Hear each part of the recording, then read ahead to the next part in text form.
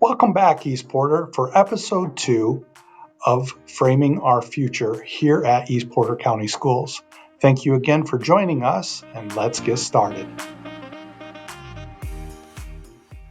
We know that our declining enrollment is causing state funding to decrease. Today, we are going to look at the twin pressures we face, the loss of state revenue, coupled with the significant challenges in our local funding. Let's begin with our operation fund, which pays for things like facilities, utilities, transportation. Unlike the educational fund, this is mostly supported by local taxes. As you can see from the overview of our revenue streams, our primary component of the operations fund is property tax revenue.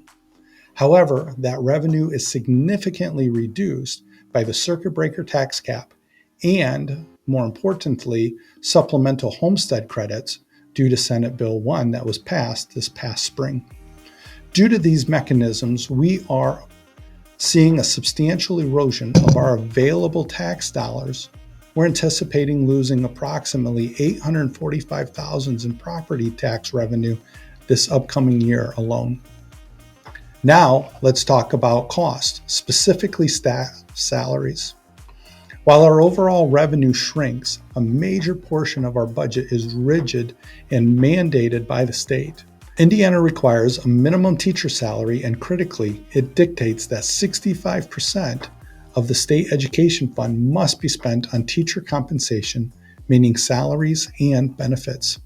This is essential for retaining quality staff, but it means that even as our total budget decreases, we have a large fixed percentage that we cannot reduce or reallocate. That leaves us with very little flexibility to manage the shrinking remainder of the budget. This is the budget squeeze. Less total money coming in from the state sources, combined with the rigid spending requirements. Although our assessed valuation has been increasing, you can see this from the chart, the tax cap mechanisms prevent us from actually realizing the full benefit of that growth in our operation funds. This really forces us to ask tough questions about efficiencies and whether or not we are structured to survive this long-term financial pressure. We are tasked with maintaining a high-quality education with fewer flexible dollars. This makes sustaining our current educational experience a true challenge. In our next blurb, we will shift focus to the classroom, discussing the critical balances between academic rigor and healthy class sizes, and while our financial reality forces us to prioritize one over the other.